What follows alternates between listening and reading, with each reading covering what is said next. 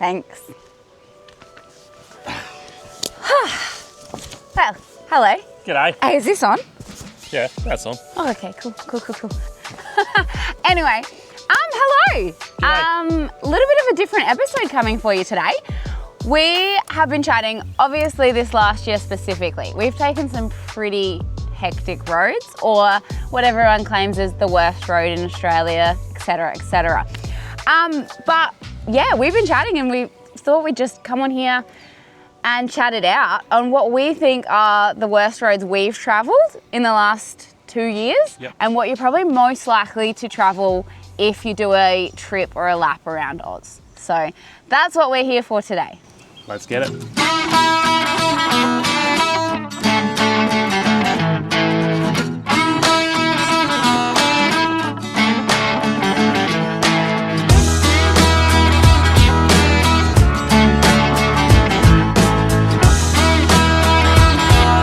So as most of you know, we've just finished off doing the Adelaide Fall Drive and Adventure Show. We've got a bit of stock left that we don't really want to carry around in the van for us. We cannot fit it in the van. It needs to go. So we're going to do a little bit of a giveaway. So if you can leave a comment of the worst road in Australia that you've travelled, we'll pick out the best one and we'll send you some free shit. We have some howdy hats. They say, howdy, hooroo. We got our Kings Offgrid shirts. Bit of banter on the back.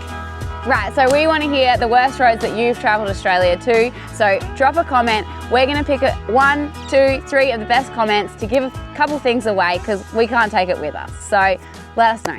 All right, let's go. So obviously, we've done 2 laps around Australia, roughly. There are a few places we haven't been, but we're going to cover the roads that we've travelled. Yeah, we can't travel them all. Maybe one day. Anyways, so the one we've travelled multiple times is the big bad Ningaloo. So the Ningaloo is obviously one of those bucket list destinations for everyone travelling Australia. It lives up to its name, it's unreal. But the road in is something else. It's something that I think the other thing is to then go back and get you there's no food, there's no water. So it's about the fact that once you trek out, you don't really want to be going back and forth. So I think that's one of the reasons that it is kind of one of those nagging roads. Also in the wet, it can be really, really unforgiving. We've tracked it after only just a little bit of rain, and there were puddles and like slippery bits and just yuck. But I mean, the biggest one is obviously the corrugations. It is an hour of corrugations. Yeah, and at the start, I think most of the people now, they go through the Yardie Creek entrance. Yeah. So starting with that, that's one where people come unstuck a lot. So a lot of people, they go down the Yardie Creek entrance, they end up getting bogged, and then it blocks it for everyone else, having to get recovery, etc., etc. But there is actually a little cut around track, a little chicken track. Don't even have to stress going through there. It's hard as a rock. You can just floor it through there and you're fine. Happy People days. don't take it because literally for the left side of your car might get a little bit of salt water on it, but you're going to the beach. So you're going to have salt and sand and stuff anyway.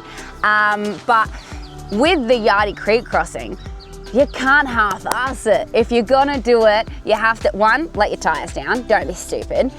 And 2, you have to floor it. You can't be like, oh, I'm gonna teeter down this. Yeah. You will get bogged. So if you're gonna do it, it's soft and boggy on the other side, and once you go, you're fine. But it's that drop, and if you drop into it slow, you're done. Momentum is your best friend there. We did it our first lap around. We did it on the way in and we were fine.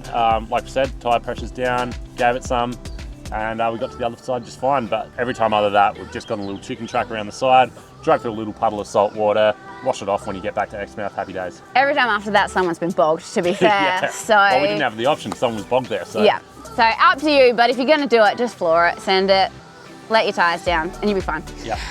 The road itself though, there are some very narrow sections, so there's heaps of little pullover spots, so if someone's coming the other way, obviously have a UHF radio, get in contact with them, go, I'm gonna pull over here, you keep coming, yada yada. Also, if you've got like a whole heap of people behind you and they only have one, maybe communicate that so that they're the people that pull over you're not just being a dick that's trying to ride straight through. You've got a whole heap of people behind you as well. But honestly, the road's not that bad. Yeah, there's corrugations, there's rocky sort of hilly sections you got to climb over, but every man and his dog is out there. So the worst bit we've said every year is between Windabandy and South Lefroy. Windabandy and South Lefroy. That's the worst bit. That's the bit that takes you the longest, and you don't want to trek it back and forth to Exmouth unnecessarily. But I definitely wouldn't put it at the highest of our bad roads in the last 2 years. No, and if the weather's playing the game, the pot of gold at the end of the rainbow is worth it. It's one of our favourite places in Australia, and if you get a couple of glassy days, mint. So next, we're doing this in order of what we've travelled, by the way. So next we hit the Strez, or the Strzelecki. So that's in South Australia, and that takes you up past the Flinders Ranges, up kind of to, where am I thinking? Names. Past Moomba and up to Inaminka. Yeah. Now, if you've seen our stuff, we got stuck with, we got turned around by the floods this year, but we did trek it for 4 hours, which is half of the road. And I could say it was 4 hours of a lot of corrugations. Yeah, it was a big battle. It was very, very hard corrugations. They have done a lot of upgrades to it. So there are like sections of like 5 k's of bitumen, and then you're back to gravel, shaly rock.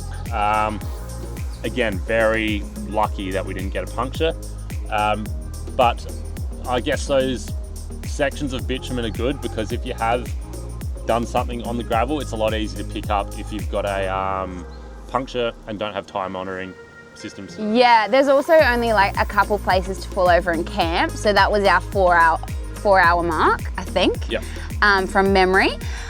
It knocked our door open, and we lost a bit out of the caravan actually. So that's kind of an example of how corrugated it can get. I guess one of the things to kind of explain how corrugated it was, we had the opportunity to keep going, but we'd have to turn back 2 days later and trek it backwards. We were never going to get past Inaminka. No. And we didn't really want to do an 8-hour return over the road. So it was a while ago, but from memory, it was a long day of corrugations. Yeah, and just the fact that there's not a lot of scenery out there either. There's a lot of wildlife. There's dingoes, emus, big wedgies, all sorts out there. So it's cool to keep a watch out for them. But other than that, apart from blown tyres on the side of the road, there's not a lot to see. No, it was a cool drive, but yeah, we didn't want to turn back and do it straight away again. So I guess, I don't know where I'd rank that. I don't know, we'll get to that at the end of the episode. So next we hit the Savannah. Now that you don't have to do the Savannah. So last year we didn't take the Savannah because we didn't have the time. So full disclosure, you do not have to take this road. It is another option for trekking kind of, I guess, underneath the Cape, if that makes sense, across to the NT. I would say we did this in 17 days, the whole trek. Yeah, we filmed an entire YouTube series on it. We uploaded an episode every day of the different sections of it, from Cairns all the way to Daly Waters Pub. So heap of info there about it, but yeah, it was... And I guess real life, like we're doing this off memory now, but that will explain to you how we felt at the time. I would say it was a lot of days of driving on a lot of corrugations, but the worst was definitely from Hell's Gate. Yeah. So from Hell's Gate, you've sort of got an option to chicken out and go back down to the Barkly Highway. I think it's from Hell's Gate. Down there? Is there? No. Yeah, anyway. Before... So the good news is that if you don't want to do the worst section of the road, you can always duck down on the bypass to the Barkly Highway. But yes, from Hell's Gate through to Borroloola, it is called Hell's Gate for a reason. The road to hell, or through hell, however you want to say it, it is that for a reason. That was, just 2 days? No, 1 day. Yeah.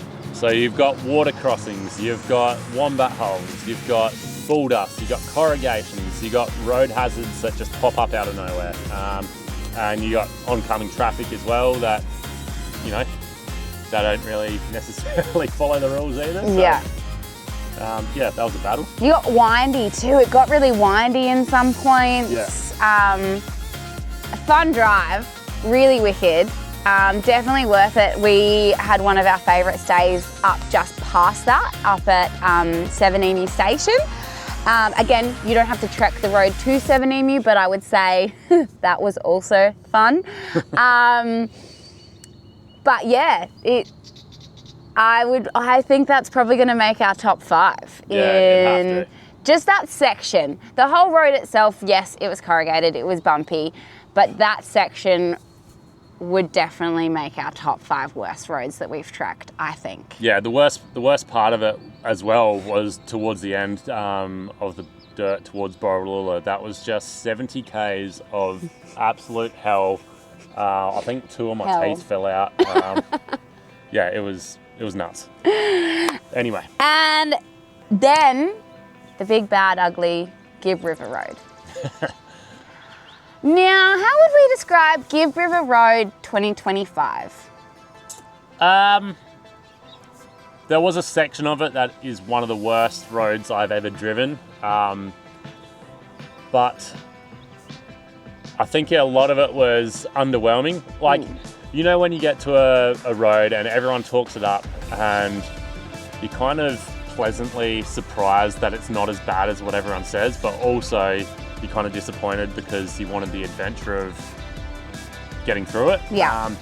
Saying that, we didn't go up to Honeymoon Bay past Drysdale River. We stuck to the main Gibb River Road. So we've heard reports that heading up that way was pretty ordinary. Yeah, I've heard mixed reports too. It all depends when the grader comes through. Honestly, you could have the worst time of your life and a person 3-4 days after you have the best ride, because if that grader comes through before you, you're laughing. If it comes through after, well, yeah, bad luck. So I have heard that road up there can be actually quite good if the graders have come through. And it all depends. So the side of the road that we were driving, so coming from east to west, it was actually quite good. Whereas coming the opposite way, they had the shitbox rally just passed through days before, and you look over there and the corrugations were 6 inches deep. So it all depends on the traffic, the weather, everything, but we had a pretty good run. It was just between the Gibb and the Hahn River. There was 100 k's there that was up there with some of the worst we've driven. Yeah, I would say it was underwhelming, in my opinion, for 2025. The Gibb River Road itself, the whole experience, it is one of the most rewarding we've done. So you saying it's, you know, underwhelming. I'm saying the road was underwhelming because everyone talks it up for being the worst road in Australia or whatever. And I look pleasantly surprised because we didn't actually break anything on the Gibb River Road. No. But I do know of even people just the week after us breaking stuff. So again, we might have just had a smoother ride. Yep, and depends what you're driving. Yeah. How fast you're driving, if you've got people in front, behind. We did almost have a car hit us actually because they flew around a corner and came straight at us. So just if you're gonna drive these roads, don't be a dick. But on underwhelming or overwhelming, one that got me this year was the road out to James Price Point. I have never heard people talk, and maybe I've just never heard it, about how terrible that road was, but that shook me in the opposite direction. I was like, sweet, we're going to, you know, these cool lookouts and, you know, this amazing camp. I've never heard people talk about the corrugations to get there, or the sand, or the bumps and the dips in the road, the winds, all of it. We were about 5-10 minutes into the road and I was like, holy shit, we still have another 50 Ks. Yeah. Yeah, so this is where you can't take what people say because I think she's totally exaggerating. But driver and passenger are two different things as well.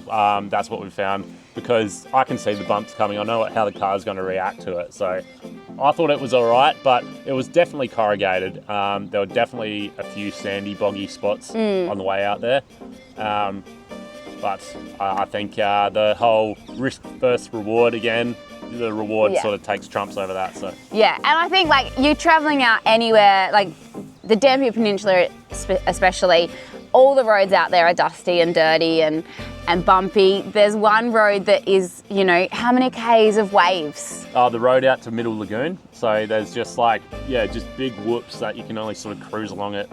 With our setup, already 20 Ks an hour over. So we're just sitting on them, sitting pretty. Oh, these flies. Sick if you've got a motorbike, be heaps fun. Not if you're towing a 20-foot caravan. But yeah, those roads caught me off guard. I wasn't expecting them, and I think that's when you might exaggerate and think a road is worse than it is because you're not expecting it. Yeah. If that makes sense. And then, where did we go from there? We went down and we did the Great Central. So there is a road across here we were going to do, and I wouldn't say chickened out, but... We just did it, we weren't prepared. Sorry. You'd think I'd be used to flies by now. Oh, it's just this sun's just come out of nowhere. Okay.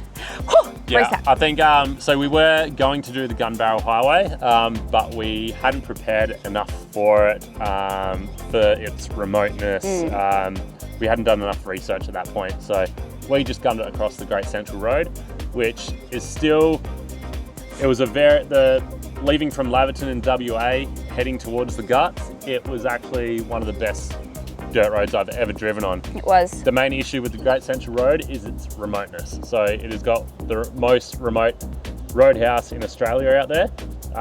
You're looking at about 300 Ks apart between roadhouses. So you got to make sure you got extra fuel, a way of contacting someone. We've got the Starlink and a UHF if we run into any trouble. And you got to get permits to go across there.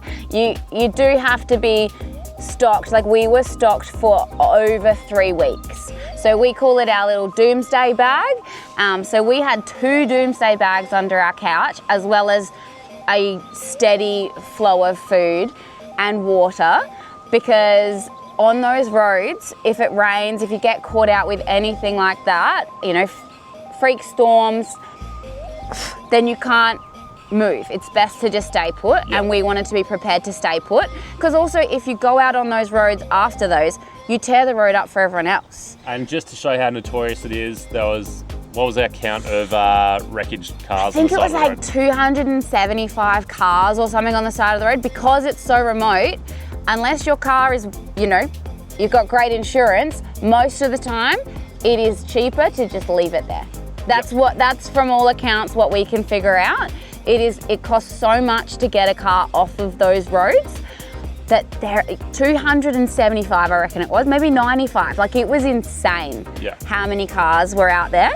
Even to one of our last camps there, we pulled over for a couple of hours and helped a few locals out that were broken down. Real bush mechanic stuff out there to keep your cars going. They'd snapped a few of the wheel studs, so they were taking all the wheels off and removing the studs just to equal out the studs on their broken wheels. So I think they left with 3 studs on each wheel. Boyd said they booted a few things loose and broken. You right there, mate? Runaway hat. Runaway. But yeah, I think the road itself, the last bit of the road coming into the NT was definitely the worst part. But honestly, apart from that, apart from just traveling really long distances each day for what your permits will allow, the road was great. Yeah, no, I'd agree. Most of it was pretty good. I don't know if that would even make my top 5. But I'd just say it's very remote, come prepared, and be very prepared for the expensive fuel.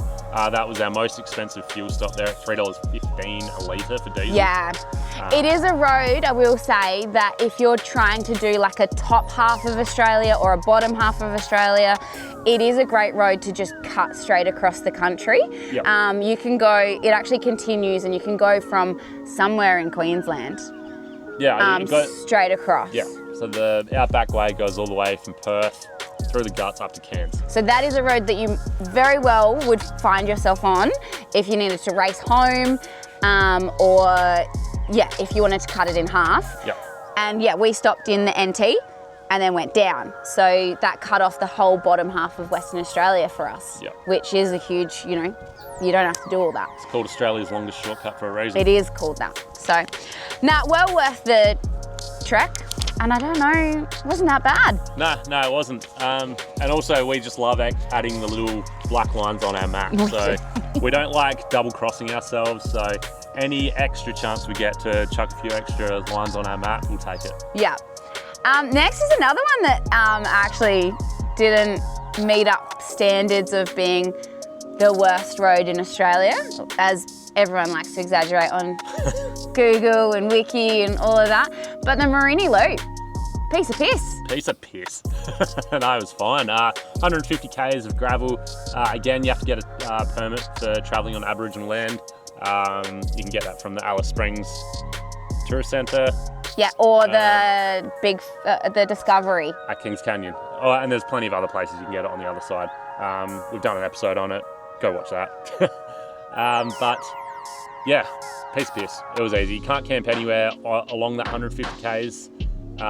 We camped at the start, an overnighter, and right at the end just after the gravel. So we were laughing. It was beautiful though.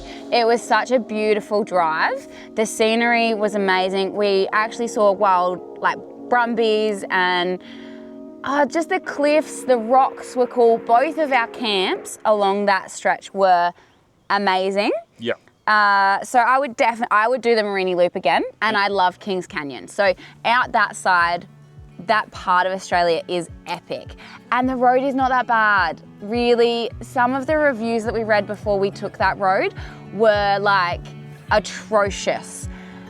Again, so, very seasonal. Very seasonal, yes, but honestly, the landscape out there, and you could slow it down. I think we were traveling like 80, 90 Ks every day. It wasn't slow at all for us. I would 110% do that road again for the scenery. And, you know, just being out there. It was very cool. Honestly, your main hazard on that road is either animals or just a couple of washouts just come out of nowhere without any warning. So yeah. Other than that, it was fine. And it's the gateway to the West Montgomery Ranges, so beautiful out there. And I think the last one we've actually tracked, and the last one we've kind of thought about, is the Oodnadatta. Yeah, that was it was one of my favourite tracks actually. It was good. It was lived up to its name. It was rough. It was a good challenge. Some beautiful scenery out there. So that's one of my favourite tracks we've done so far this year. Yeah, and even like I would just recommend taking the side road. We actually backtracked one day to go back to a side road and go out and see the Painted Desert. And I wish we'd had almost researched it more, because then I found out you can walk it and stuff like that. The road, yep, corrugated again, and we backtracked, 2 times 40 minutes on the Oodnadatta. Yep. But yeah, just you're out there. The road is corrugations. Yeah, and wicked free camps out there. Like, you're out there by yourself. There's some very, very cool free camps. The Outback Bridge. I was going to say there's heaps of history, like the bridge and the Painted Desert. We actually met someone. You meet random people, and he was telling me all the facts about the Painted Desert and artists and stuff like that had been out there. That was one of the best chats we've had on our road. He's done overlanding through Russia, all the stands, South Africa. So some of the stories he was telling us were unreal. But so you meet some really cool people out on these dirt roads, and I don't know. The Oodnadatta was just really fun. Yep. Beautiful sunsets. No matter where you park, you can park in the middle of nowhere, and the sunsets are just amazing. So I don't know where I'm going to rate the worst road though. All right, we're going to rank our top 3 of the worst roads. What? 4. Anywho, I have in my 4th position, I have the Ningaloo Road. Ningaloo Road, yeah, it is. If it wasn't such like a, everyone does it sort of thing, I think it would be rated a bit higher, because it is rough. It's got skinny sections. It's got everything, you hate about a rough road. And there are also, like last year, we didn't do it this year, but we travelled between Coral Bay and another site last year, and that road was pretty hit and miss. So it really depends how far you want to take the roads as well. You can kind of chicken out and not do all of them. You've got the entry point to Coral Bay and 14 Mile, which, it's short-lived, but that's a bit rough. Yep. So I think anywhere out there, you're gonna tackle some of these roads. And for me, it's definitely you are 2 hours from town. You don't wanna go up and down that road again. You want to go in, do your stint and get out. Yeah, so that's why I've got it in fourth. Third, I would have the Great Central. Why? For, again, a similar reason. It was just 4 days of a lot of driving. So the road conditions obviously weren't that bad for us, but it's a long road. It's a lot of consistent, I think we did 3 days of 5.5 hours in the car. Yeah. And as a family, you do it because we wanted to get there and we wanted to cut the bottom of Western Australia off. So it was worth it. But the sheer amount, we filled up fuel like twice a day. That's a lot for us. Yeah. So yeah, just the sheer time and kilometres. Yeah. I didn't even make it into my top 5. So. No! Okay. What's your third? It's going to be the Gibb River Road. So it's notorious for a reason. We had a pretty good run on it, but just looking at, if we were going from west to east, it would have been a different story. Yeah, agreed. And also, we didn't go up to Drysdale, we didn't go up to Honeymoon Bay, and that section between Hahn and Gibb River, that was probably one of the worst roads I've driven. So that gets my number 3. I agree. I would agree with that. Yeah. I think we just got lucky, to be fair. And yeah, I wouldn't like to have followed the shitbox cars through. Number 2, I have the Strzelecki. Strzelecki? Mm-hmm. Yeah, that's not in there for me. No, oh my God, I don't think we've even got the same roads. I think I'm just kind of pissed because we didn't get to do the whole thing. But I heard it does get worse up north of Moomba towards Inaminka there. So we probably got the best half of it. But yeah, for me, it doesn't sit in there at the moment. Oh my God, see, I would say because it was 4 hours solid corrugations and I knew it was another 4 hours of solid corrugations. Honestly, it was done early in the year and we had been having a hit and miss with rain. So we were tracking it it only opened the day we took it and it was going to close 2 days after. Yeah. So for me, it was pretty bad. Yeah. We also lost the door. The door opened and luckily I saw it and we didn't lose that much stuff. But just things like that. If your door's getting rattled open, it's a pretty rough road. Yeah, that's it. It probably should be in there, but my number 2 is Oodnadatta Track. So very similar conditions to the Strez, but we managed to do the whole thing. So I would say they're on a par. But very, it's not just a gravel road. They're like big shaly rocks, sort of the size of your fist, that at any second could go straight through your tyre. Very corrugated, very dusty. That gets my number 2. I think that the things along the Oodnadatta make it better than the Strez for me. Yeah. So there's nothing along the Strez, I mean, there is, but... There's flies. There's flies. Yeah. All of these places have flies. So that was probably why Oodnadatta didn't make it into me, because for me, the actual experience is better. Yeah, right. So it sort of beautified it a bit. Yeah. Cool. All right, what do you got as your number 1? I reckon we've got the same one. Yeah, it has to be. If you haven't got this in your top 3. It's got to be the road through hell. Yeah, so it's up at the Savannah Way, from Hell's Gate to Borroloola, hands down the worst road we've driven on. Yeah. It's just insane, the amount of washouts, bull dust, corrugations. It's got everything. Again, beautified by some of the amazing places that we stopped at. Even Hell's Gate Roadhouse, we got to have a lovely chat with the owner, and they were doing muster at the time, so we got to, kind of interact with a lot of people there and just see a roadhouse in the middle of nowhere and do the drive through hell. It was a very cool experience. You got Seven Hemi Station, which also is a very cool experience to know what he does out there for his community. And you got these beautiful rivers and oceans, and I would do that again. I would do that again. To get to some of those places.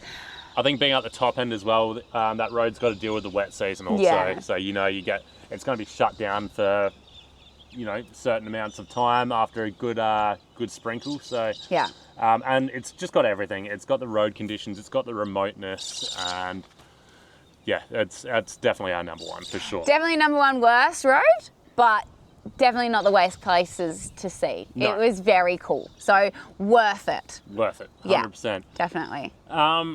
What do you reckon, top 5 tips for traveling in the Outback? I think weather would be my Yeah. number one. Research the weather. Like I said, we kind of chickened out on doing gun barrel this year because we were a little bit scared about the weather. We weren't sure what we're going into, and then there's other conditions to think about as well. But if you're unsure about the weather getting you on one of these roads and you have another option, take the other option. It is not worth. You don't get a medal. No, and it's like even time. Time is another one. We didn't do Savannah Way last year because we didn't have the time. And if you don't have the time and you're rushing it, one, you're going to miss the beauty of it and the actual good stops that are worth doing these roads. And two, you're actually a danger to yourself and everyone else on the road.